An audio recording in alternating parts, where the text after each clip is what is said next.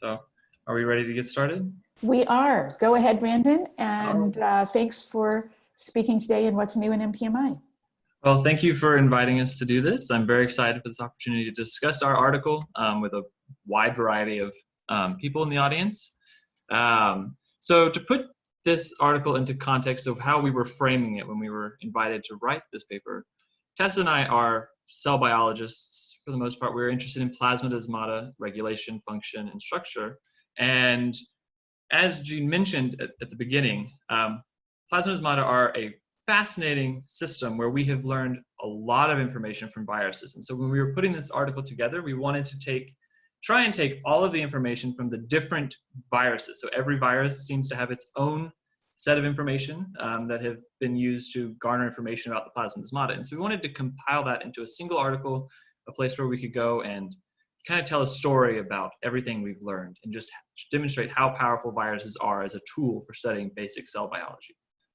And so just to give you a brief outline of where the talk is going to go, I'm going to start off with a brief introduction to plant viruses in general, and then dive pretty deep into the discussion of what plasmodesmata are and how we differentiate them and what they're composed of. And then we'll transition to a discussion on the different mechanisms of virus movement that viruses use to spread from cell to cell. And then finally, because I couldn't resist the opportunity, I'm going to share hopefully a little bit of new data from our work that's kind of addressing some of the standing questions in the field.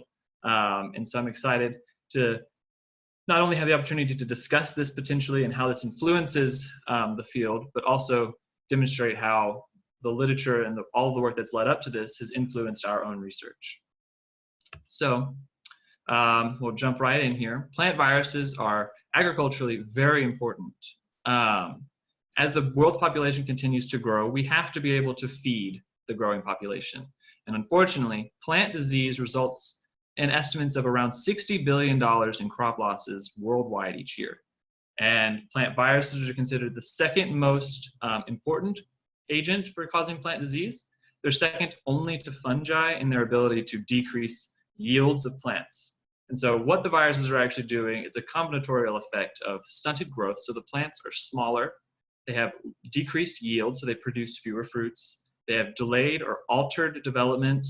And finally, and by no means the least, they have altered appearances. And so if we look on the right here, we see a host of crops that are infected with a virus. And we see that they look very sick. So these tomatoes here, these eggplants, and these beans, if I were at the grocery store, these are not the pieces of fruit that I'm gonna pick to purchase and take home with me to eat. So typically these never make it to market and they end up either in a secondary market or they are disposed of. And so this contributes a lot to this annual loss in crops. And so understanding how the viruses are actually manipulating the plant to promote their spread is going to be critical in our ability to combat this massive problem that we are facing with crops. And so like all viruses, plant viruses have to be able to spread. And unlike animal viruses, they do not do this by budding from the surface of the cell.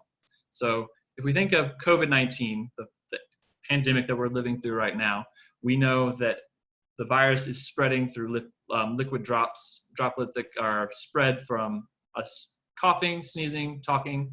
Plant viruses do not spread this way. And part of this is in part due to the fact that plant cells are encased by the cell wall. The cell wall forms a physical barrier that separates the neighboring cells from each other and provides an extra layer of support and defense for the plant cell. Now what this does is it also limits the plant's ability to communicate between cells. And so what the plant has had to do is evolve mechanisms to bypass the cell wall to exchange nutrients and information between neighboring cells. And the way that plants have done this is to evolve cell wall spanning pores called plasmodesmata. And these form direct connections between the cells and allow for the rapid exchange of nutrients and signaling molecules between the neighboring cells. Now, unfortunately, plant viruses have been able to, they're smart, and so they have evolved to hijack the plasmodesmata for their intracellular spread. And we're going to talk about what the viruses are doing to hijack the plant's natural systems, and we'll also talk about how studying this interaction has been fundamental to understanding basic plasmodesmal biology. So plant viruses use plasmodesmata for different stages of infection. So at the early time points of infection, so this would be upon infection. Here I'm demonstrating this so we can visualize it by taking a TMV, a tobacco mosaic virus that expresses free GFP so that we can track its movement. And I've infected a benthomiana leaf with a low titer virus so that we can track the growth of these individual lesions here. And over time, after about 120 hours, we see that these lesions have actually gotten quite a bit larger, and we can see that the virus is starting to invade the vasculature system of the plants, the veins here. And this is called local movement. And this is the point where the virus is moving cell to cell through plasmodesmata. And what it's trying to do is get to the veins of the plant so it can get into the vasculature. And once that happens, the virus is then able to quickly spread throughout the plant and move into the uninfected tissues to increase its chances of being spread to a neighboring plant. And this right here is called systemic infection. And it's a combination of long distance movement of the virus through the vasculature, particularly the phloem, and then on top of that, the cell-to-cell spread through the plasmodesmata to invade the uninfected tissues. And so really, plasmodesmata are critical for the plant virus to be able to spread at multiple stages of infection. So what exactly are plasmodesmata? So on the left is a cartoon representation of what we think of when we think of plasmodesmata. They are, as I mentioned, cell wall spanning pores. So this would be the cell wall here. And they are lined by the plasma membrane shown here in black. They form a continuous membrane between the neighboring cells. They also have this central structure derived from the endoplasmic reticulum. It's called the desmotubule. And this structure, we'll talk about briefly, is quite important for virus infection. A lot of viruses are thought to move through the plasmodesmata in association with the desmotubule. Oh, I'm sorry, let me turn on my laser pointer. So this is the desmotubule here in gray. So this is the site where we think the viruses are moving cell to cell. And we'll talk about why that is in a little while later. But there's also this structure called the cytoplasmic sleeve, this white space here in the cartoon. And this is where we think a lot of the bulk transport of soluble molecules like sucrose takes place. So it happens through the cytoplasmic sleeve. And really, there's a lot of information that is exchanged through these pores. But there are also a bunch of proteins that are known to localize to the plasmodesmata. And those are represented in this cartoon as these green circles and the blue circles as well. And these different proteins have different functions in regulating pore function, and many of them have actually been hijacked by the virus to promote the spread of their spread and manipulation of PD.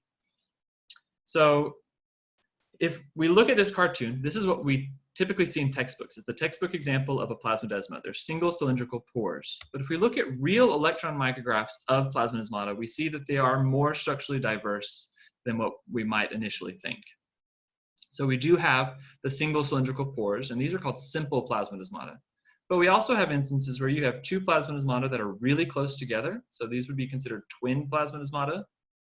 And then finally, we have elaborate structured plasmodesmata called branched PD. And these are characterized as having multiple openings on either face of the cell wall, and the branches converge in a central structure in the middle of the wall called a central cavity. And we don't fully understand why the plant has all of these different structural classes, and we'll talk about what we do know and what we have learned from studying systems where we have specialized PD.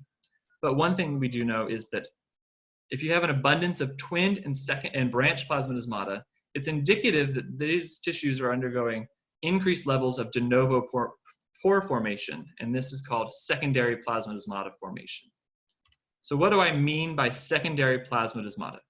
We can further characterize plasmodesmata based on their origins, so where they are formed and when they're formed. And secondary plasmodesmata are formed in the absence of a cell division event. So if we look at a cross-section of a leaf, shown here on the left, we have two separate cell files that are labeled. We have the epidermal layer and we have the mesophyll layer. And each of these cell files are clonally distinct. So the epidermal layer is from a single clonal lineage. So these cell walls here are all derived from a cell division event. And then down below, we have the mesophyll to the epidermis connection. And these cell walls did not derive from a cell division. These are clonally distinct lineages. And if we zoom in to one of these epidermal cells, the cell wall that connects the two epidermal cells is going to contain what are called primary plasmodesmata. And these are the plasmodesmata that are formed during cell division as the cell plate is being put down. The ER gets trapped in the developing cell plate, and you have pores that are formed there. You'll also have a few instances of what are called secondary plasmodesmata, where pores were added to the wall after cell division has already taken place. So that's where secondary plasmodesmata comes in. But a more clear, definitive way to determine that something is secondary is to actually look at these non-division walls between the epidermis and the mesophyll, because all of the plasmodesmata that connect these cells together are going to be secondary in nature because they arose in the absence of cell division. Now, we've already talked about how you can classify plasmodesmata based on their origin and their structure, but we can even further classify them based on their substructure. And studies with electron tomography have actually been critical for this. They identified two distinct structural classes, and they've been called type 1 and type 2 plasmodesmata. And so these are from Arabidopsis roots, typically from this paper. And what they see is that type 1 plasmodesmata are characterized as lacking a visible cytoplasmic sleeve. So they don't have a large open stream of cytoplasm visible in the tomograms. And type 2 plasmodesmata are characterized as having a large cytoplasmic sleeve. So you have the plasma membrane here, cytoplasmic sleeve, the desmotubule, and then cytoplasmic sleeve, and then the plasma membrane again in this cross-section of the EM.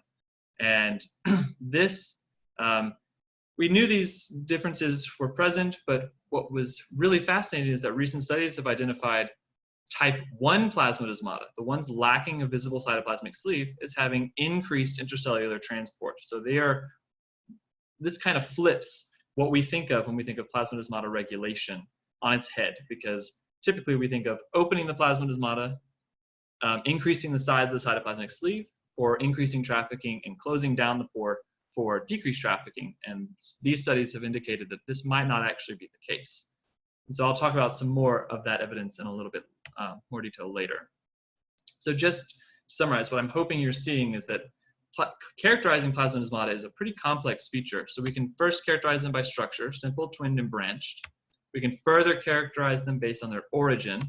So are they primary or secondary? And then we can characterize them by their substructures. So type 1 versus type 2, cytoplasmic sleeve or not. And so it's really hard without using electron microscopy and doing tedious analysis of this. It's hard to know when you're working with a living plant what type of plasmodesmata you're working with. And so we've had to use different techniques and different approaches to do this. And it's usually a combination of live cell imaging and electron microscopy. So we have all of these different structural classes, and that raises the obvious question of why do plants need all of these various structures of plasmodesmata for their viability? And in brief, the answer is we don't really know, but there have been some studies that have kind of tried to address this question. And one of the first ones that really sought to kind of identify distinct functions of plasmodesmata were studies that looked at the sink to source transition. So this is over the course of leaf development. These studies identified the fact that in young sink tissues, where you have a lot of import of nutrients, you have an abundance of simple plasmodesmata. So these are single cylindrical pores. And then if they looked at the transitionary stage, they saw that they had clusters of plasmodesmata, so these twinned PD, shown here. And then if they looked in the source, so the mature leaves that are doing a lot of export, they had an enrichment for branched plasmodesmata. And so coupling these observations from electron microscopy with live cell imaging, looking at trafficking capacities, they determined that they suggested that branched plasmodesmata have lower trafficking capacities or smaller size exclusion limits than primary simple plasmodesmata, so the single cylindrical pores. And so this kind of suggested for the first time that different plasmodesmata structures may have distinct functions. And this would indicate that somehow the pore structure is important for regulating these functions, and that not all plasmodesmata are homogeneous in their ability to traffic. And so later on, a few more studies were done, and one that I'm going to talk about is actually work from Tessa's postdoc, where she was looking at a chloroplast RNA helicase called ISE2. And this was one of the first times where increased intercellular trafficking was correlated with increased numbers of secondary plasmodesmata. So what Tessa found out was that when she silenced the expression of this chloroplast localized RNA helicase, she saw that there was a dramatic increase in the amount of intercellular trafficking that was taking place in her silenced plants compared to the wild-type controls.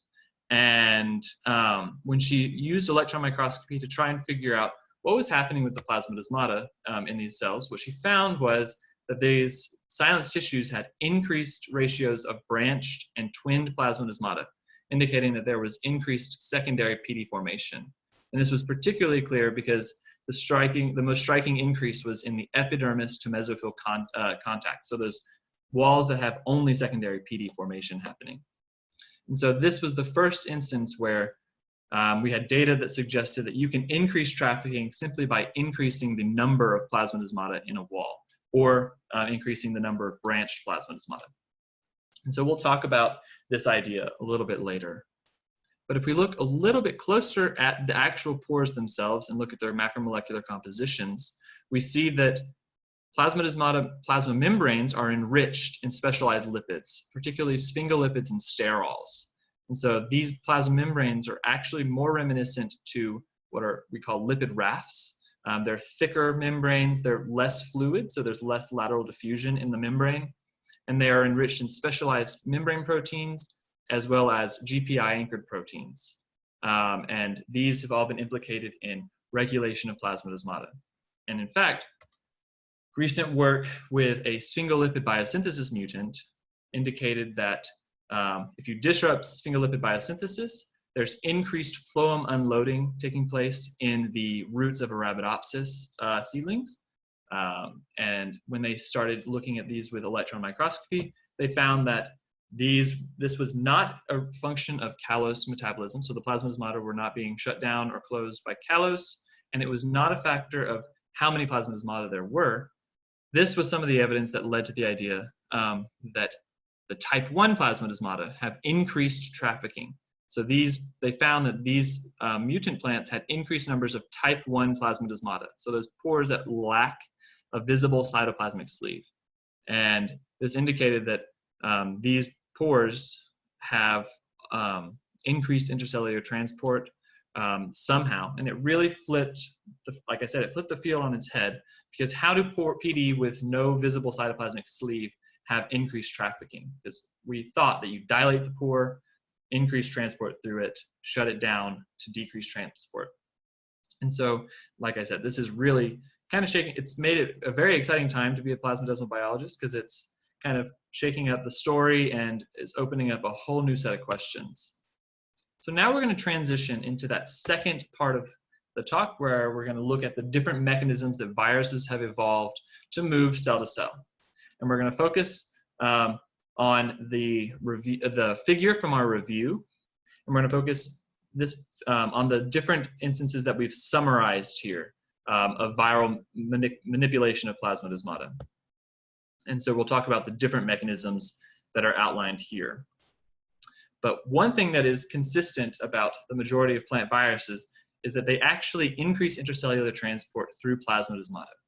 And this process is called gating. So the viruses gate plasmodesmata, and it's thought that this is a mechanism for the virus to facilitate the spread of its mobile form. So if it's a ribonuclear protein complex or intact virions, it's thought that this is a mechanism to increase its ability to traffic through the plasmodesmata and spread cell to cell.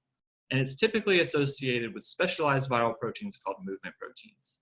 And just to visualize that this phenomenon, I've included some images that I took where I've infiltrated leaves from Nicotiana benthamiana with agrobacterium that express 2x GFP.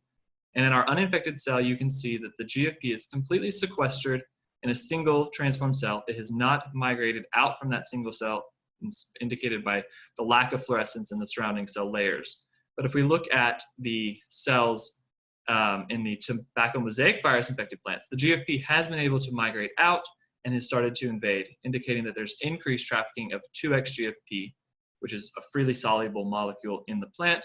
It's now able to pass through the plasmodesmata into the surrounding layers, just kind of demonstrating that increased transport that we see with the majority of virus infections. And as I mentioned, there are many proteins that have been identified to be involved in regulating plasmodesmata. Proteomic studies have identified over 1,000 proteins that are potentially localized to the plasmodesmata and involved in regulating their function. And in our review, we talked about a handful of these, but we specifically spoke about the ones that have been implicated in virus infection, particularly in movement through the plasmodesmata. And this is an ugly slide. I'm not going to talk about all of these proteins because we would be here for a very long time. I'm going to actually focus on beta-glucanases and callose synthases. So for a long time, callose metabolism at plasmodesmata has been the end-all be-all for plasmodesmal regulation. And so we're going to focus on this because there's a lot of information out there about the callose metabolism and its role in modulating virus movement through the plasmodesmata. So it's pretty clear that callose metabolism is important for virus infection at the plasmodesmata. One of the first things that happens upon infection with virus is that you have deposition of callose at the PD. And the idea here is that the plant detects that something's wrong and it deposits callose to try and shut down the plasmodesmata. And that's based on the original school of thought of closing pores to decrease transport. But what happens at the same time is that PR genes are upregulated, specifically some beta-glucanases, so the enzymes that degrade callose and remove it from the cell wall. BG2 and BG3, which are ER associated normally, beta-glucanases are upregulated and they are recruited to the plasmodesmata. And what that indicated initially was that these beta-glucanases were upregulated somehow by the virus. So the virus was using these to increase degradation of callose and promote their spread. But later studies determined that even though they are drastically upregulated, during infection, loss of these beta-glucanases had no detrimental effect on the virus's ability to spread. And it was actually a constitutively expressed PD-associated beta-glucanase called ATBG-PPAP that was important for viral movement. And so it's unclear why these are so drastically upregulated, but it is interesting that we still see that if you lose specific beta-glucanases, you do see increased accumulation of callose at plasmodesmata, and this increased callose deposition does seem to delay specific virus movement, best exemplified by work with tobacco mosaic virus and potato virus X. So the degradation of callose does seem to be important, but it's not necessarily the beta-glucanases that are specifically upregulated during virus infection. And then another study further demonstrated this by overexpressing a type 1 beta-glucanase from tobacco by incorporating the coding sequence for this protein in the virus itself and then infecting the plants. They showed that the presence of this beta-glucanase increased the rate of systemic spread of the virus itself and helped promote its rapid spread throughout the plant, further supporting the idea that callose metabolism is critical or is important for promoting virus movement. And so, as I said, we don't really know what exactly is going on, but it does seem to hint that callose metabolism is one of the critical steps in this. And so most viruses encode specialized proteins for cell-to-cell movement called movement proteins. And these proteins are thought to be some of the factors that are involved in triggering this process of increasing the transport through plasmodesmata through gating. And movement proteins are very diverse. They come in different shapes, different sizes, all sorts of conformations, but they all share some similar features. One of the primary things is that one of their main goals is to target the viral genome in some way or another to and through the plasmodesmata. And if we look at this confocal image here on the right, this is tobacco mosaic virus's MP30 labeled with GFP, and we see these characteristic PD foci labeled in the cell wall here. And this is pretty typical for movement proteins. They accumulate in the plasmodesmata and have been really important in our understanding of basic features of pore function. But these movement proteins are also typically able to bind specifically, or not specifically, but bind to RNA to help promote spread of the genome between neighboring cells. And they also typically interact with membranes. And so this is best exemplified with TMV, where the movement protein interacts with the ER and is targeted to the plasmodesmata and helps, we think, facilitate movement of the viral genome through the plasmodesmata through its association with the desmotubule. And so that helps promote spread of the virus in that way. And then some viruses encode multiple movement proteins, and these are really fascinating. So these are best exemplified by the triple gene block viruses, and they have 3 movement proteins, and each of the proteins plays a distinct role in virus movement. And so we'll talk about some of those details briefly in a few slides. So how exactly do viruses gate plasmodesmata? So how are they increasing trafficking? And so in our review, we talked about 3 specific possibilities. The first one was through the most common idea is callose degradation to dilate the plasmodesmata. But the other ones we talked about were altered macromolecular composition to allow changes in trafficking. So this would implicate the plasma membrane. So if you could change the plasma membrane composition, lipids, biosynthesis, and stuff like that, you could potentially change the pore function, or you could sequester proteins away from the plasmodesmata or recruit new proteins to the PD. So altering the plasmodesmata composition there could potentially be a way to gate the plasmodesmata. And then finally, we talk about drastic remodeling of pore structure. And so this is best exemplified by specific viruses that induce tubule formation, and we'll talk about that mechanism, as well as viruses that dramatically remodel the ER at plasmodesmata. And those were 2 of the things that we've highlighted in our figure, and we'll break those down in a few moments. But basically, some of the major changes that we think about would be the removal of the desmotubule. So just get rid of the desmotubule to increase flux through the pore potentially. And so if we move into the first mechanism where we have degradation of callose, if we look at the cartoon from the very first couple slides, these black lines here in the cell wall represent callose. It's a beta-1,3 glucan that can be deposited at plasmodesmata and then removed. And it's the degradation by beta-glucanases that is typically thought of as a mechanism to increase transport by dilating the plasmodesmata. And it's thought that this is through the activity of the specialized movement proteins. So the movement protein is somehow able to trigger degradation of callose, dilate the plasmodesmata, and increase transport through the PD. And with the new insights from the tomography, this is now in contention. So is it really that they're dilating the plasmodesmata? But if we really look at electron micrographs from plants that are expressing the viral movement protein, so these are actually from transgenic plants expressing MP30, so TMV's movement protein, we can see that the plasmodesmata themselves are indistinguishable from the plants, the wild type plants that are not expressing MP. They don't appear to be dilated. They don't have major changes to their structure. So this was kind of already there to kind of suggest that maybe the dilation of the plasmodesmata is not as important as we initially thought. And if we look at potato leaf roll virus, which is actually a phloem restricted virus, if we look at meaning that its entire life cycle takes place in the vasculature of the plant.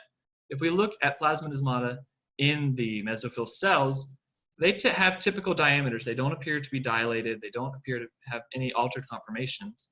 And the only instance that I've ever really seen plasmodesmata that look to be maybe a little bit larger than the normal with electron microscopy in the literature would be when we look at the plasmodesmata in the vascular tissue in potato leaf roll virus MP17 transgenic plants. And here's one example of that, where you have these darkly stained structures here that appear to have an accumulation of something in the plasmodesmata that the heavy metals are interacting with to give rise to this dark staining. But this is the closest example of a dilated plasmodesma I've ever seen.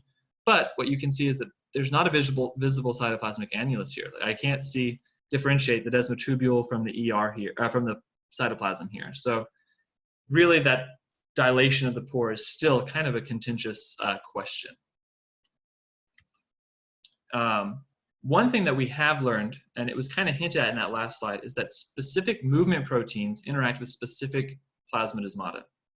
And so some movement proteins are able to interact with a variety of plasmodesmata, and then other movement proteins have specialized targeting for specific classes. And this is further indicative that not all plasmodesmata are created equally. They're not the same. There's not a homogeneous population, and they may have distinct functions. And so to kind of demonstrate this, if we look at Arabidopsis seedlings that are expressing either TMV MP30 GFP or potato leaf roll virus MP17 GFP in the roots, we see that MP30 is actually able to label the plasmodesmata in the roots. And this is particularly interesting because Arabidopsis roots lack branched plasmodesmata. And early studies indicated that MP30 was only able to label accumulated specifically in branched plasmodesmata. And here in the roots, we don't have an abundance of branched PD, yet MP30 is able to localize to the plasmodesmata and form those distinct foci that we see in PD. But if we express the phloem-restricted movement virus PLRV as movement protein MP17 in the roots, we fail to mark the plasmodesmata, and you get a diffuse signal throughout the cytoplasm. And if we were looking at the zoomed out image from this same figure, you see these large aggregates of the fluorescent protein that are just accumulating in the cytoplasm. And this indicates that MP17 is only able to label specifically the branched plasmodesmata. And the same phenomenon can be observed if you express MP17 in sink leaves and compare those to the source leaves. In the source leaves, where you have undergone the sink to source transition and you have branched plasmodesmata, you will have labeling of the PD in the cell periphery. In the sink tissues, you have the aggregation of MP17 and failure to label plasmodesmata. So this strongly suggests that specific movement proteins have specific functions and interact specifically with distinct plasmodesmata. So now we're going to move into some more specific examples of how viruses move cell to cell. And the first one we're going to talk about is kind of an oddball in terms of plant viruses. It is turnip mosaic virus. It's a potivirus, and it is thought to move cell to cell as vesicular replication complexes. So this is completely distinct from the majority of viruses that either move as ribonucleoprotein complexes, so a few proteins in their genome, or as fully formed virions. And we'll talk about that last one in a few moments.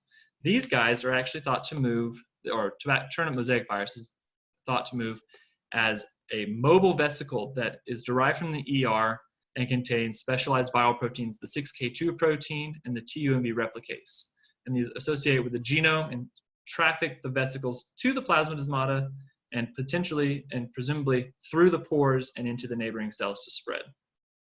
And if we look at confocal images of this, and here they've labeled 6K2, that viral protein with GFP, and they've stained the plasma membrane, they observed that some of these, indicated by these white arrows, some of these vesicular bodies are associated quite closely, and they suggest tethered to the plasma membrane.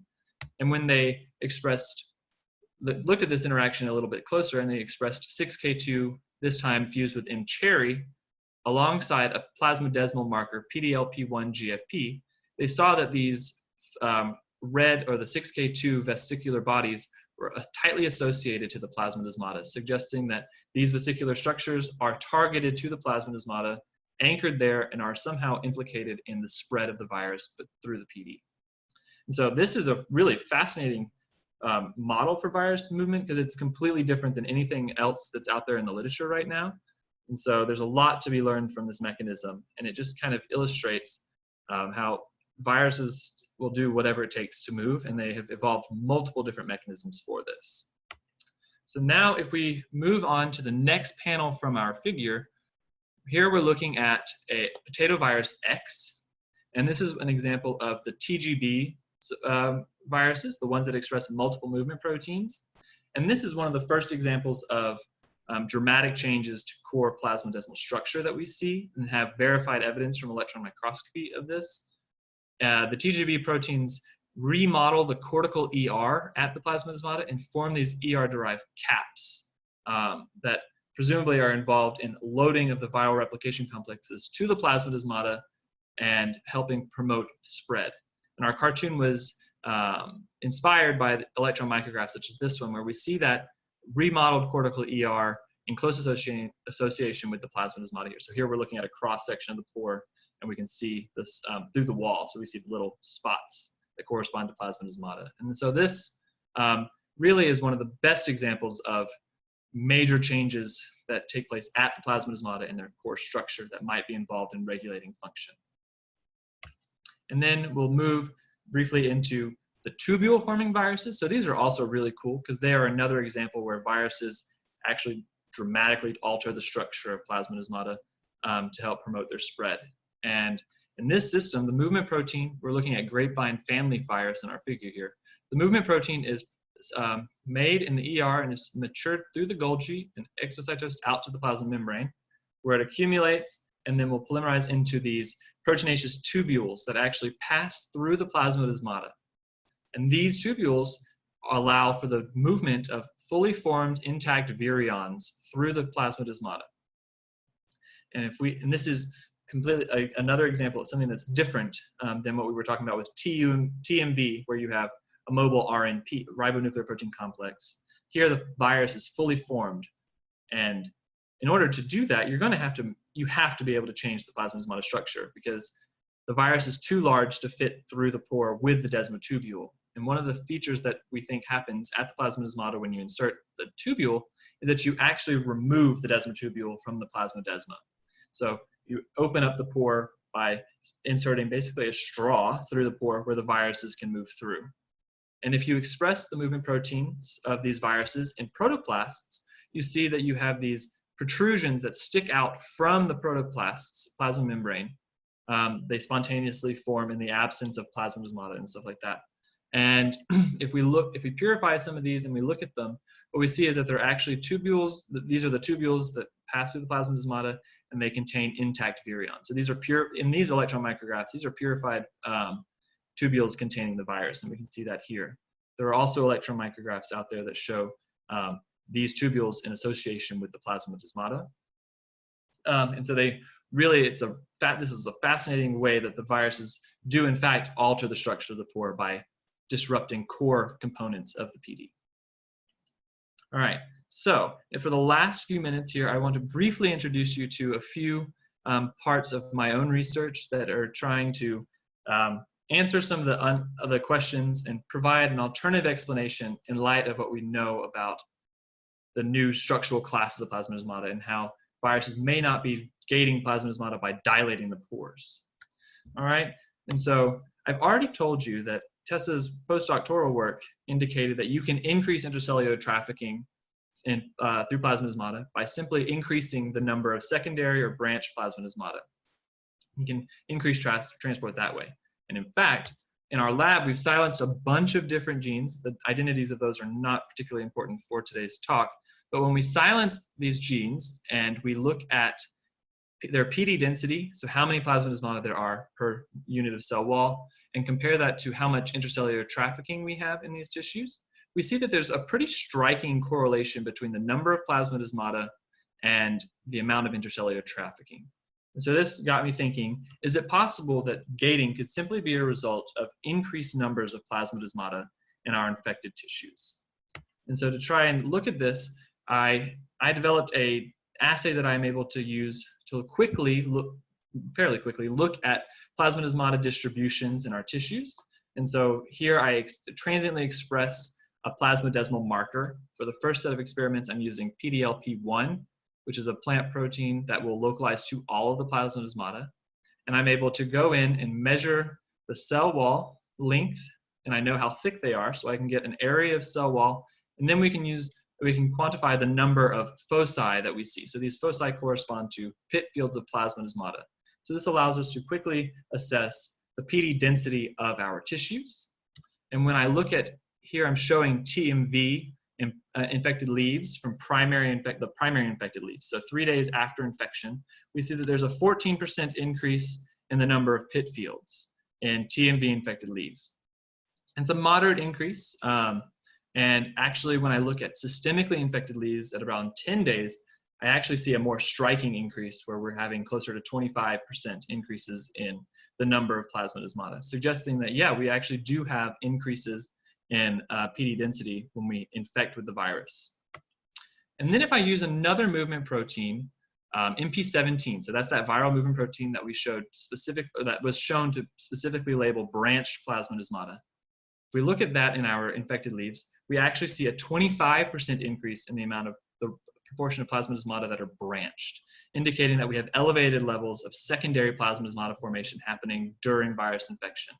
So this suggests that somehow the virus is able to trigger I would assume the plant's endogenous mechanisms for forming plasmodesmata. It's able to trigger that and increase the number of PD, potentially serving as a mechanism to increase trafficking.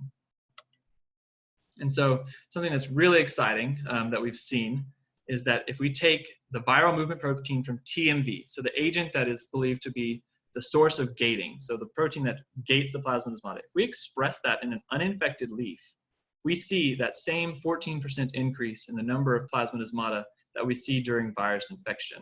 And so it's striking that we were able to phenocopy basically the effect of the virus infection on PD density simply by expressing the movement protein. So we think that this is some pretty solid evidence to suggest that gating could be simply a result of increasing the number of plasmodesmata in our infected tissues. And in fact, we've actually tested this on a variety of viruses. We've done tobacco mosaic virus, tobacco rattle virus, and we've currently done 2 Jimny viruses, and we're working on doing a Potex virus and a potivirus in the near future. And we're seeing these same increases across the board. So it seems to be a conserved mechanism that viruses are able to increase transport through the plasmodesmata by simply increasing the number and triggering secondary plasmodesmata formation. So just to summarize my work, what I'm saying is that virus infection does seem to increase plasmodesmata formation in Benthamiana leaves. And this increased formation is specifically in branch plasmodesmata, and that suggests that it's secondary pore formation. And expression of TMV MP30 alone, in the absence of the rest of the virus, is able to induce PD formation. And so this actually, we think, is a potential new mechanism or a new model for how viruses gate plasmodesmata. And so to put all of it into context, what I hope you've seen from our discussion of the review today is that viruses have evolved to utilize different mechanisms for manipulating the plasmodesmata. They've also revealed many of the details of plasmodesmata structure and how that's important for regulating their function. And I hope we've been able to illustrate simply how important studies with viruses have been on understanding basic principles of plasmodesmal biology. So something I failed to mention earlier on is that even some of the fundamental studies looking at macromolecular transport through plasmodesmata were first done with viral proteins and studying viruses. So foundational work was done in these virus-affected plants. And so it's been a very, very powerful tool for studying PD. And I think it's likely to continue to be that way, where we have that system where we can continue to study and learn more about different features of plasmodesmata simply by studying the virus-plasmodesmata interactions. And so I'd like to quickly thank my wonderful boss, Dr. Tessa Birch-Smith, our current and former lab members, as well as MPMI for allowing me to give this talk on our review and allowing us to write the review, because it was a wonderful experience that helped benefit me in the long run. So it was really helpful, and I am excited to now jump into the discussion and answer some questions. Thank you, Brandon. That was a really terrific talk, very interesting. I've always been fascinated by this whole idea of plasmodesmata, how it works. Very clear. So if folks want to ask questions of Brandon, please type them into the question and answer, and we will start to answer them. Before we do, I just want to remind you that this review was part of a special focus issue that we did on the cell biology of plant virus and virus vector interactions that was guest edited by Tessa Birch-Smith, who's my co-host today, as well as Aiming Wang and Yi Li, all editorial board members on the MPMI editorial board. So, okay, so let's me start by reading the first question here, and then Tessa and I will take turns. So Apple Chew writes, are the different types of plasmodesmata consistent throughout all plant species? Brandon. So that's an excellent question. So we do see predominantly that different plant species do have different types of plasmodesmata. In terms of the type 1 and type 2, I think they've only been currently observed, I may be mistaken, but I think it's only been currently observed in Arabidopsis. That's simply because this is a very new proposal, and we've just now started to apply these advanced electron microscopy imaging techniques to look at the plasmodesmata. So I wouldn't be surprised to see that these substructures do exist in other plants. We just haven't really looked at them in that great of detail yet. But by and large, the majority of plants do have simple, twinned, and branched plasmodesmata. Tessa, you need to unmute. Yes, that would be helpful. Okay. So the second question comes from, pardon me for butchering your name, Guillaume Silva Martins, and he asked, what do we know about changes in plasmodesmata during viroid infection? That is a very fascinating question. Honestly, I don't think we know a lot about them. We know that these infectious RNA molecules do move through the plasmodesmata, but they don't encode any proteins. And so really there's not a lot that we do know about them. And it's, I think, a fascinating area of future experiments and research that there's a lot to be learned from those viroids, because what are they doing? I mean, they don't make any proteins. So how are they, if they are, how are they changing the plasmodesmata? That's a fascinating question. Excellent. So Sridhar Ranganathan asks, how and where the possible incompatibility between the virus and host cell, the plasmodesmata region, is expressed.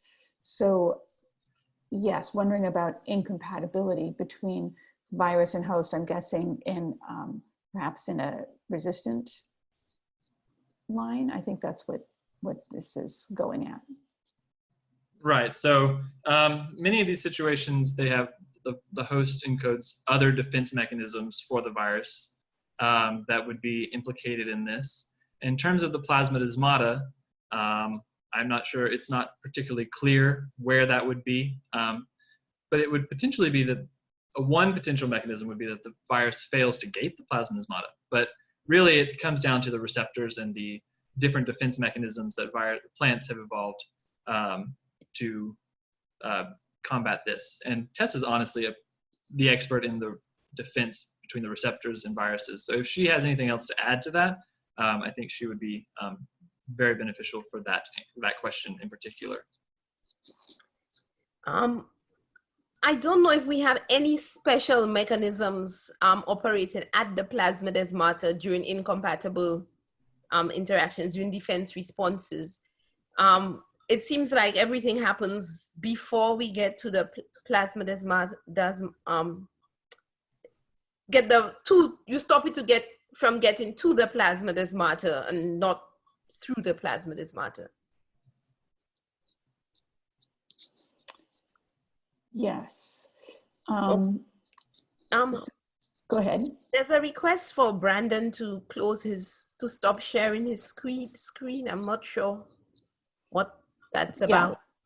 Yeah. We can stop sharing for now, and then if you need to go back to it to answer a question, we can always open that back up again.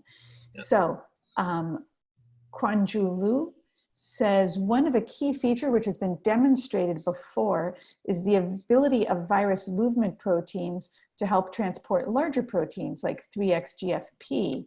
And that's why people believe movement proteins can dilate the plasmodesmata. So how do you think this correlates with the increase of secondary plasmodesmata? So that's an excellent point and an excellent question. So the idea here is that while the dilation of the plasmodesmata was initially thought to allow the passage of larger molecules through the plasmodesmata, I think what could be happening is that by increasing the number of pores, you decrease the amount of time that it takes for the larger proteins to move. So they have more options to move through the plasmidesmata. And so it increases over the specific time that you're looking, because you have more options for GFP to move through. The larger molecules take less time to move through the plasmidesmata because there's more options. Because if we look at, like I said, those dilated, the tomogram pictures where we have the no visible cytoplasmic sleeve, I mean, it's a fascinating question, and it kind of breaks my brain when I think about the idea that these pores without dilated cytoplasmic sleeves do seem to have the increased trafficking. So briefly, I don't know the exact answer, but I think it has something to do probably with the time. Because if you look at the movement of larger molecules, so for 2x GFP, if you were to look at a later time point than you do for some of these studies, the 2x GFP would eventually move into those neighboring cells. It just moves slower. So I think it could potentially be that you have more opportunities for the protein to move, and so that they move further more quickly.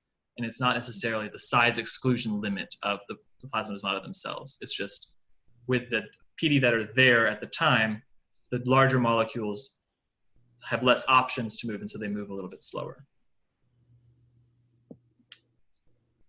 Okay, our next question comes from Nico Cecchini, pardon me. He asked about PD specificity. Is it possible to increase movement of some molecules but not others?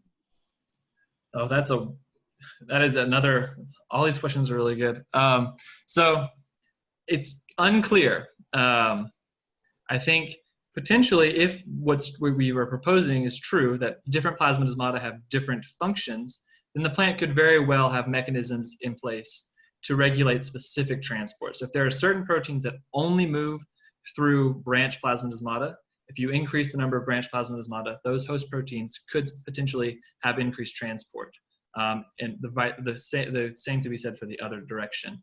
But for things that move by diffusion, potentially maybe not as likely. So like sucrose, it might be a little bit harder to specifically upregulate sucrose transport through the plasmidesmata without upregulating transport of other diffusive molecules. So it's a fascinating and interesting topic to think about, but it's probably comes down to the specialized functions of PD. Yeah, I just want to add here that one of the challenges with studying the plasmidesmata is that all our assays on trafficking capacity and permeability tend to be bulk assays. It's hard to analyze individual cells or individual molecules or cargo just because of the nature of the system, that you have to work with intact tissue. So the jury's still out on that question. But yeah, Brandon is right. It's possible that you can regulate larger molecules, but you would have a harder time regulating smaller molecules. For example, sucrose, which is so small, it should be able to diffuse unless you have a very tight closure happening. Yes. Okay. I have another question now from Ziv Spiegelman. He says that movement proteins were shown to associate with microtubules. How would microtubules be incorporated into your model for this new idea you have for plasmidesmata formation? So that's a fascinating question. So like I said, all these questions have been great so far. And the movement proteins of different viruses have been, like you said, have been shown to incorporate or interact with microtubules. They also have been shown to interact with actin and other cytoskeletal elements. And what I think might be happening with the microtubules,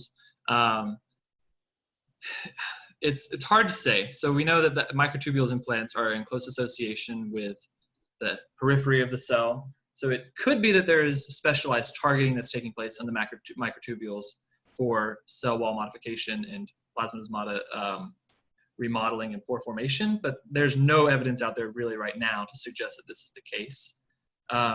So I don't have a solid answer for that question, but I think it's definitely something that is worth investigating. So I do see in I've been doing some tomography, and I do see that in my tomograms where I have plasmidesmata, I typically have a lot of microtubules in close proximity to them. I don't know what that means in terms of this phenomenon that you're referring to, where they're interacting with the microtubules, but they do seem to be enriched at the plasmodesmata. I don't know specifically what they're doing, but it's an interesting idea. Interesting. Yes. Yeah. So one As idea I we hear have is that we know that microtubules are involved in cell wall remodeling, targeting the cellulose synthase complexes to the cell wall. So it's possible that if we're going to be in a situation where you're adding plasmodesmata to a cell wall, you will need to somehow modify the cell wall. So the microtubules may come into play in a mechanism where you want to modify the processes by which you're shaping the cell wall. So that's several studies away, but that's one possibility we're considering. Interesting. One of the things I'm struck by as I listen to this is the big difference between studying plasmodesmata and things like channels, where you can just strip away the cell wall, you can get rid of neighboring cells, and you can study it just fine. You can study it in yeast. And with plasmodesmata, it's all about the structure of the plant. It's so integral. You need intact tissue layers, you need the cell wall, right? Without the cell wall, can't really have a plasmodesmata. Exactly. So yeah, very, very interesting. Okay, well, I'll move on to Wenjia Hao's a question. What are the ratios between primary and secondary plasmodesmata in healthy and virus-infected plants? So that's a really tough question to answer because so differentiating between primary and secondary plasmodesmata, without knowing exactly the cell wall and the cell types you're looking at, it's really difficult because if you look at primary and secondary plasmodesmata, they're structurally, you can't for sure say that this is primary and this one is secondary, because as I said, you can have the cell wall be a result of division, and then you can then add plasmodesmata. And our studies where we're looking at the PD distributions in virus-infected plants, we haven't actually looked at the epidermis to mesophyll contact, so that would allow us to specifically look at that. That's in the works right now in our next series of experiments with EM. In order to do that, we'd have to use electron microscopy.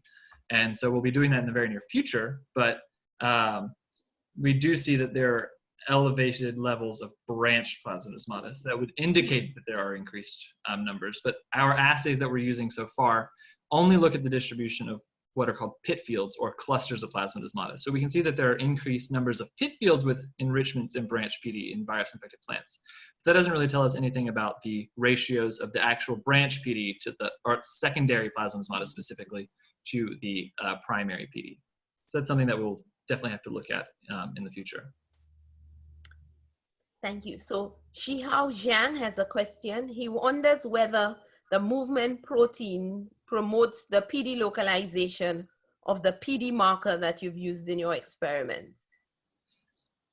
So for the movement protein modulates the recruitment of PDLP1. Is that that question? Yes, yes. To my knowledge, no. They do not seem to be targeted to the plasmodesmata through the same mechanism. There are movement proteins that do utilize a similar pathway, but it's not the MP30, the TMV MP30. Some of the tubule-forming virus movement proteins, I want to say, utilize a similar pathway to get to the plasmodesmata as PDLPs, but the TMV's movement protein does not seem to interfere with the localization of our marker. Okay, so Juan Carlos Diaz Ricci asks, do you have any insight about whether the viral infection increase is due to the change of PD structure or also to the induction of new secondary pore formation? So that's interesting. I think that's going to be a hard question to answer because, as Tessa mentioned, we have to, in order to study these details, to study the plasmodesmata themselves, you have to look at fixed tissues and compare that to, for electron microscopy, and compare that to functional assays where we're looking at bulk transport. So it really makes pinpointing the causative agent of the increases in spread very difficult because you're looking at the total, all the plasmodesmata in a wall during a live cell imaging event, and then when you go to the electron microscope, you're looking at a one specific time point, frozen in time, and you can only gain information about that one instance. And so it makes it really difficult to tease apart those details. But that's a tough one. Okay.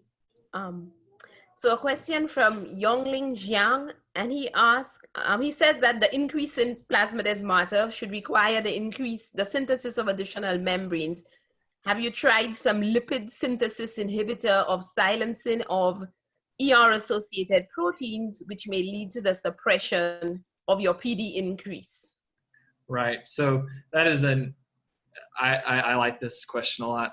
So that's something I've been thinking of in my head. I think it's something that I really like to do, given the time. But I think it's definitely something we need to look at, because you're right. The incorporation of these new plasmosmata is going to require the production of new membranes. And I think it'll be interesting to look at, not only, this is another area where I think the viruses will be really important, because we have now a system where we have increased levels of formation.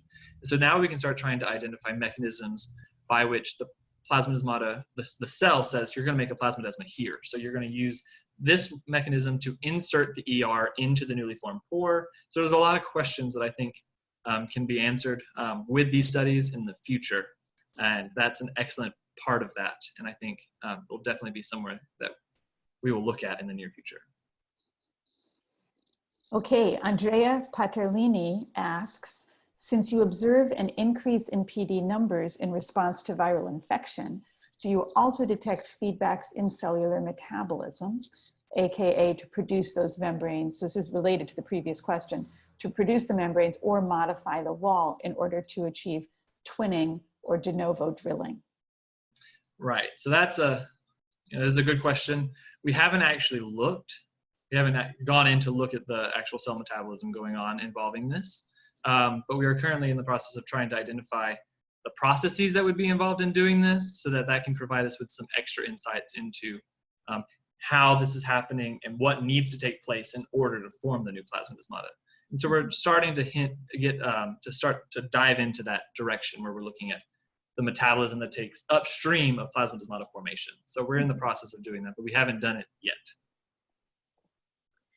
Okay, so Amit Joshi asks, well, first he says, great talk. Then he asks a series of questions. I think he's trying to get away with it.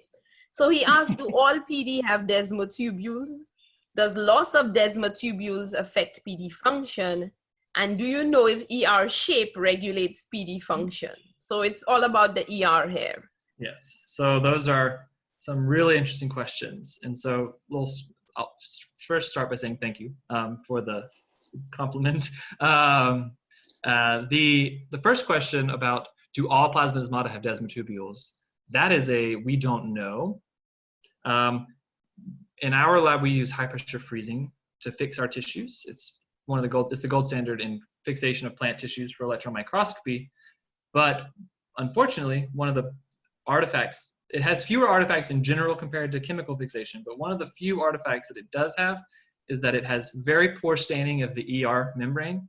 And so in our electron micrographs, we rarely see the desmotubule, and we rarely see the ER stained by these heavy metals. And this just is a function of the chemistry of the membrane itself. So I don't know that there's any direct evidence to suggest that all plasmodesmata do have PD, but typically you do see them. You do see desmotubules in the majority of plasmodesmata. The second question was, what happens to pore function when the desmotubule is removed? And so that is best exemplified by some of the early studies with the tubule-forming viruses that actually indicated that insertion of the tubule, and so that disruption of the plasmodesmata, actually had decreased trafficking of fluorescent dyes and stuff. And so that suggests that potentially if you insert a tubule and remove the desmotubule of the plasmodesmata, that actually hurts the plasmodesmata itself. It's really only good for moving the virus from one cell to another. But I can't think of another example where you have, other than the tubule-forming viruses that we see decreased trafficking, where you have removed the desmotubule and looked at the effects of virus infection. And then finally, the last question was, how does the shape of the ER relate to plasmodesmata function? And that's I don't know. I think that's something that is going to again be coming in near future, where we start looking at those mechanisms for how the cell says you're going to make a plasmodesma here, because I think targeting of the ER to specific sites is going to be critical for formation of the plasmodesmata, and there's evidence to suggest that membrane contact sites are critical between the ER and the plasma membrane are critical for plasmodesmata function and regulation. So I think it'll be interesting to look at this in regards to how plasmodesmata are made as well. But Great answers, Brandon. One of the things that really strikes me as you're discussing these is how much is still not known. We've been studying TMV since I don't know when, but a long time, and how much we've learned and how much is completely unknown about plasmodesmata and the role of these desmotubules and what viruses are doing, and the fact that viruses might all be doing something completely different. And yes. I hope the people who are listening are realizing how many different areas and avenues of future research are open, because there's still so many really fundamental questions here. So moving on to the next question, Ning Yu says, movement proteins of many viruses can increase the number of plasmodesmata. So is there a conserved host protein that interacts with these MPs? So that's an excellent question, and it's another we don't know. I think this is where we will have more insights, like I said on the conclusion slides. These viruses are going to be powerful tools to continue to learn about plasmodesmatas, because if we can start identifying those host proteins that might be involved in this process, so the recruitment and formation of plasmodesmata, and if we can identify proteins that are used by multiple viruses to do this, that'll provide some of the groundwork that's needed to start to address that question, because currently we don't know how secondary plasmodesmata are added to the wall. We have no idea what proteins are involved in that process. How do you drill a hole through the cell wall without rupturing the cell integrity? We don't know how that happens. And so until we figure out the players involved, I think that's going to be a difficult question to answer. And so we're starting to work on that now. And I think viruses will really prove to be useful for this. Okay, Brandon, our next question comes from Aurelie Rako Tondrafara. And she says that you've mentioned different types of plasmodesmata in the sink versus the source tissue. Do you think such differences in the types of plasmodesmata would affect the ability of a virus to infect various tissue, or to limit their movement to only particular tissues? Yes, so I think that's an excellent question. I think some of the best evidence for this comes from viruses that are actually sequestered in the vasculature. And so the idea here is that the movement proteins are only able to interact with specialized plasmodesmata. Potato leaf roll virus's movement protein is only able to interact with the branch plasmodesmata, as we talked about in the talk. So I think the fact that the virus is sequestered in the vasculature may indicate that it has some specialized ability to only interact with specific types of plasmodesmata and is unable to move out of the vasculature into the other tissues. So that kind of hints at that question. But I think it's to be determined whether or not other viruses that are not restricted to the vasculature are able to manipulate the plasmodesmata in some way to invade the sink/source tissues at different degrees. So I think that's definitely an interesting question, and the potato leaf roll virus is a pretty good example of where we do have specialized functions of their movement protein to interact with specific PD, and yet it's only sequestered and they only seem to have functions there. So I think that's kind of hinting at that.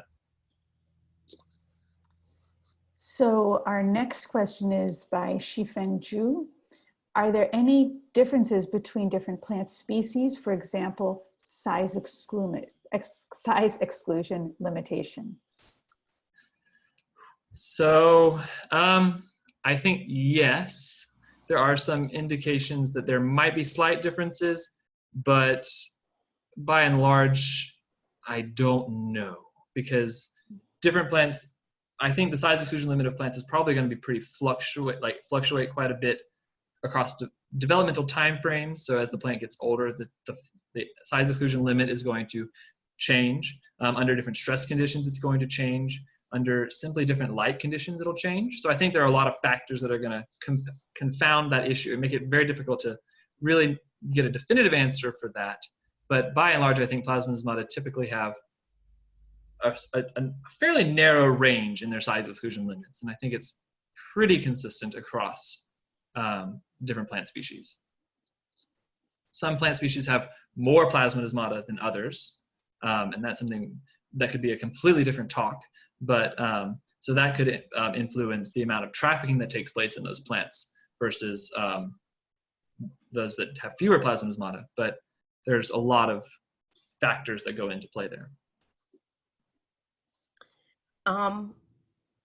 So there's a question. I guess this is sort of a philosophical question. So is the mechanism of new plasmodesmata formation clearer now? No.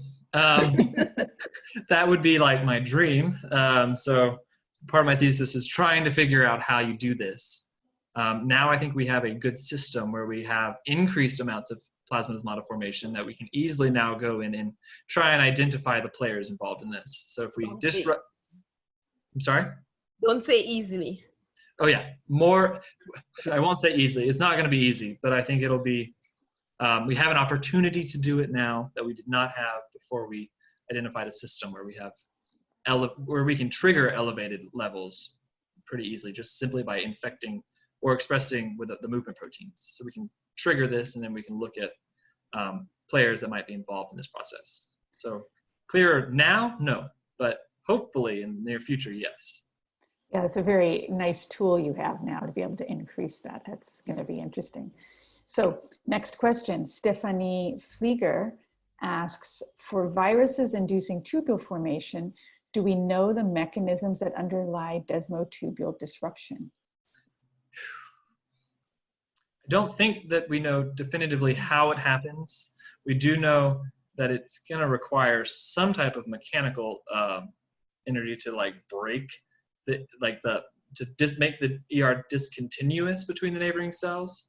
But really the details behind how that happens is not clear. It's also possible, we saw in the protoplastic expression plants, and there's some evidence to suggest this, that tubule formation actually forms, it happens spontaneously in the absence of plasmodesmata. So if you don't have any plasmodesmata, the tubules will still form and they will stick out of the surface. So it's possible that it could just simply be the movement of the tubule, the growth of tubule and proliferation that just pushes it out of the way. I don't know, but I think that's, as all of these questions have been, is an excellent question and further highlights the black box that is plasmodesmata. Okay, what happens in double infections when you have branching or tubule forming viruses? Will they increase the chance of spread of movement deficient viruses? So there is some evidence to suggest that if you take a virus that is unable to move, it does not encode a viable movement protein or something like that, and you co-infect that with a virus that is able to move and is able to gate plasmodesmata, that the non-mobile form of the virus does have increased movement from the infected cells and increased spread. But in terms of the plasmodesmata feature here, I don't know. I think, yes, the ability of one virus to increase the movement of a non-mobile virus has been documented in the past. There is evidence to suggest that, like say, a phloem-restricted virus, if you infect with TMV, there's increased movement of the phloem-restricted virus out of the vasculature into specific cell types, suggesting that the TMV is able to somehow manipulate the PD to help facilitate movement of the restricted virus out. Whether that's a function of the ability of TMV's movement protein to bind non-specifically to the viral genomes and then traffic it out, that's not known. Because MP30, the viral movement protein of TMV, it binds RNA non-specifically. So it could be simply the movement protein is able to shuttle the other virus out as well. But I don't know if I don't think that's been demonstrated specifically. So Harshvardhan Gaikwad asks, please explain how movement of bipartite Gemini virus occurs through plasmodesmata.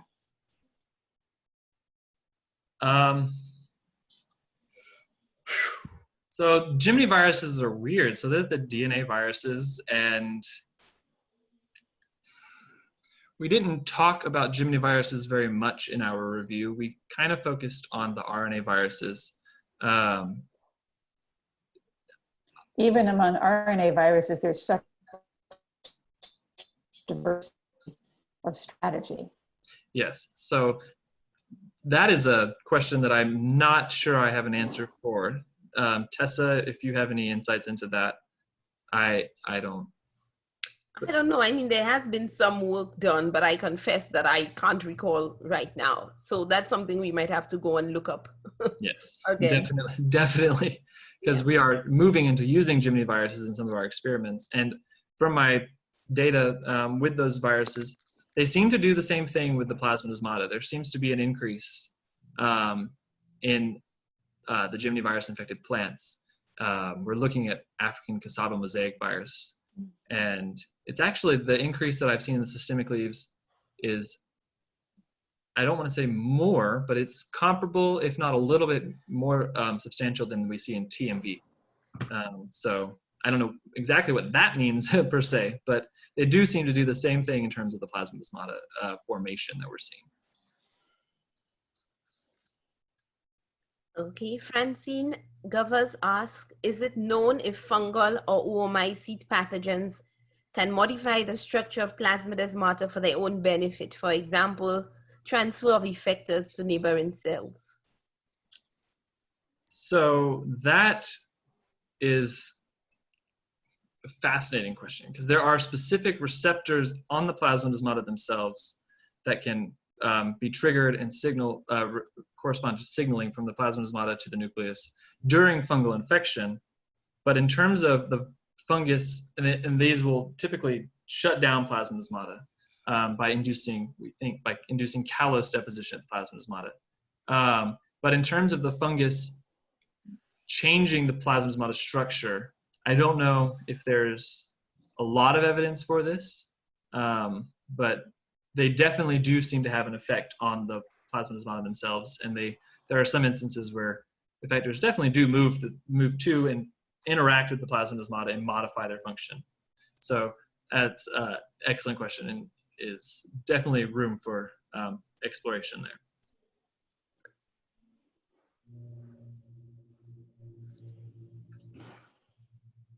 Okay. Gulzamal, Mukianova asks, is there any evidence of plasmodesmata gating or other changes during the HR response? Yes. So I think the general idea is that during HR, you have shut down the plasmodesmata to just kind of sequester, I don't want to say sequester death, but like sequester it so that it dies in the region that's infected, and everything will just stop importing. The transport out stops, and the idea is that you just shut it down. And so the transport out of plasmodesmata is generally decreased, or out of these regions are typically decreased during the HR response. Okay, Luke Sofer asks, I thought plasmodesmata were coming from cell division, but your last results seem to suggest another way of PD formation. Am I right to think that? Yes, so I mentioned it briefly early on in some of the early slides that plasmodesmata can be formed in two different ways. There are plasmodesmata that are formed during cell division when the cell plate encapsulates pieces of the endoplasmic reticulum during cytokinesis and cell division. And those are the primary plasmodesmata. But there does exist a secondary mechanism for inserting pores into existing cell walls in the absence of cell division. And we don't know how that happens. That's really an open-ended question, like an open question in the field. How do you, like I mentioned briefly earlier, how do you poke a hole in the wall without rupturing the cell? So it's something that we're working on trying to understand. But there is a second mechanism for inserting plasmodesmata other than those that are formed during cell division. Okay, we're getting to the end almost of our questions, and there was another one asking about callus during PTI, pathogen PAM-triggered immunity. So is the function of PD conserved in viral and non-viral pathogen infection? I suspect no. I suspect that the viruses they're going to be trying to do different things So the bacteria are not going to spread through the plasmodesmata. So they're not going to want to necessarily increase their transport. They might want to increase transport of nutrients and things like that. So there are probably mechanisms that the plants use to try and prevent that. And the bacteria themselves probably have effectors that help negate the effects of the plant to do their own thing. But I think the viruses are going to be, they're trying to do something very specific. They're trying to replicate their genome and move from one infected cell to the other to help promote their replication and their chances of being picked up by a vector and moved to another plant to spread. And so I think probably the mechanisms that are being used here are going to be different. Yeah, but in common, I'll just add that you have the mechanisms for systemic acquired resistance that would probably be similar in those situations where you need the movement of molecules, for your to induce that response in the neighboring cells. So there would be some parallels, but I think the viruses probably have a very profound, much more profound effect in that regard than would other pathogens. Yeah. So I think we're going to take one last question because we're coming up on 12:30 on an hour and a half. So you've done a lot of stamina there, Brandon. So our last question is, the absence of virus from the apical meristem, is it connected to lack of plasmodesmata? So that's an interesting question. Yes. Because we know plasmodesmata changes developmentally. Right, and so the meristem actually does exhibit one example where you have tight regulation of the plasmodesmata contacts between neighboring cells. And so I think it is very well possible that it is the inability of, or the lack of plasmodesmata that prevents the viruses from invading these instances. There are a few examples, to my knowledge, of viruses that are able to invade the meristems of plants. And I don't know what that is. I don't know if it's potentially that they're able to increase the plasmodesmata at these specific sites, if they change something else that allows this to happen. But I do think that the inability or the lack of plasmodesmata at the meristem is one of the driving factors for the lack of virus invasion into these tissues. Yeah, you have these regions where, transcription factors are moving through plasmodesmata, but it's such a small restricted region so that the meristem doesn't go out of control, that right, these so little tiny domains. Yeah, very tightly regulated there. Yeah. Well, I'd like to thank everybody for their questions. I'm sorry we can't get to any more. We have lots of comments both in the chat and the Q&A. Thanking you for the very nice and very interesting talk, Brandon. And I really appreciate both you and Tessa Burke-Smith of handling all those questions. That was probably 45 minutes of questions. So, so thank you. And I really like that because that gives us a chance to interact with our readers outside the pages of the journal. So, and outside the regular publication cycle. So instead of just interacting with you once a month when our new papers come out, this gives us a chance to really engage with listeners and audience across the world. I hope that people who are interested in learning more about viruses and more about plasmodesmata in particular will take a look at the very nice review that Brandon and Tessa wrote, and also look around a bit more in the focus issue, more interesting papers on reviews and research articles on plant virus interactions, cell biology. And in fact, we had, for a couple of issues after that, we had a few more focus issue papers coming out that were connected to that. So a lot of really good plant and interesting plant virus work coming out at the beginning of this year. So I'm going to stop there. I believe at this point, I forgot to pull up the seminar series. Here we go. I believe we do not have anything. It's August. And so 2 weeks from now, we are having a little break. We have no seminar. Everybody can go to have a little break before, in the Northern Hemisphere, we come back to classes and school things, and the Southern Hemisphere, I know you're moving on as it's winter. Anyway, so no seminar in no seminar 2 weeks from now. We'll be coming back on September 1st with a very interesting talk by Antonio Molino, who's going to be following up this, looking at the relationship of cell walls and cell wall synthesis and cell wall breakdown products in signaling between plants and microbes. So that will be, I think, a nice connection off of this. So thanks everybody for joining.